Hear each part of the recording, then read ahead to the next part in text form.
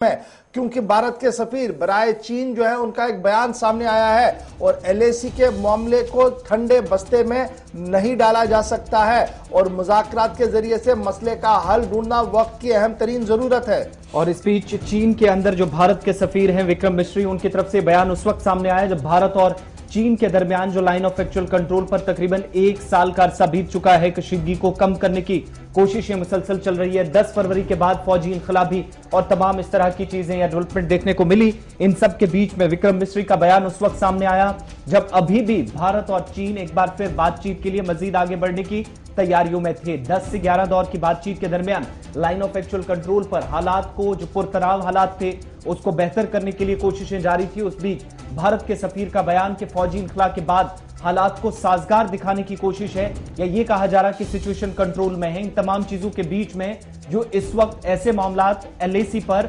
जिनको अभी तक हल नहीं किया जा सकता, उनको ठंडे बस्ते में नहीं डाला जा सकता। और लाइन ऑफ एक्चुअल कंट्रोल के मामले पर भारतीय सफीर का बयान इसलिए भी काफी इंपॉर्टेंट है कि बातचीत जो अभी तक चल रही थी, यहां तक सारी चीजें खत्म नहीं हुई हैं, बल्कि बहुत कुछ अभी होना बाकी है। अगरचे फौजी इनखला के बाद दोनों ममालिक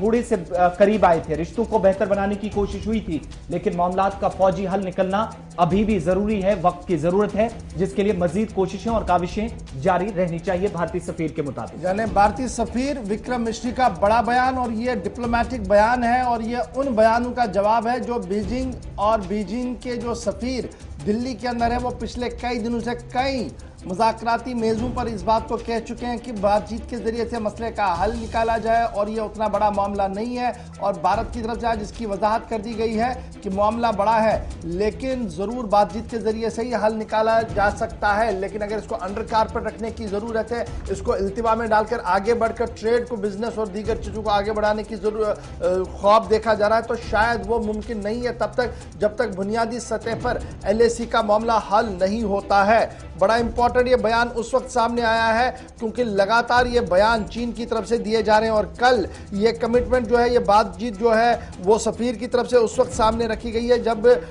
think tank, Chinese think tank का एक इजलास मुनक्किद हुआ था। उसमें भारत के सफीर ने भी ओपनिंग रिमार्क्स के तौर पर अपनी बात जो है वो साफ कर दी है। तो ये मामला जनाब है भारत और चीन के हवाले से, जहां पर स्टैंड ऑफ का 1 साल मुकम्मल हो गया है, लेकिन 1 साल के अंदर भी बड़ी कोई पेशरफ्त अभी तक देखने को नहीं मिल रही है। लेकिन इस बीच उम्मीद ये जरूर लगाई जा रही थी कि हालात को बेहतर बनाने के लिए जो पॉलिटिकल और डिप्लोमेटिक सतह और मिलिट्री सतह पर बातचीत चल रही है वो कोई ना कोई हल निकालेगी। इस बीच चीन की तरफ से लगातार बयानात आ रहे थे कि चलिए अब ट्रेड को भी शुरू करें और दीगर मामलात को भी आगे बढ़ाया जाए और ये छोटे मामले हैं, ये हल होते रहेंगे। भारत की तरफ से आज साफ कर दिया गया है कि सरहदी तनाज़ा जो है ये कोई छोटा मामला नहीं है, ठंडे बस्ते में नहीं डाला जा सकता है, अंडर कारपेट इसको नहीं रखा जा सकता है। और जब तक ये मामले हल नहीं होंगे तब तक कोई बड़ा फैसला या कोई और चीज चीन के साथ होना शायद ये मुमकिन नहीं है। बड़ा इंपॉर्टेंट बयान है और बड़ा जवाब चीन के अंदर जो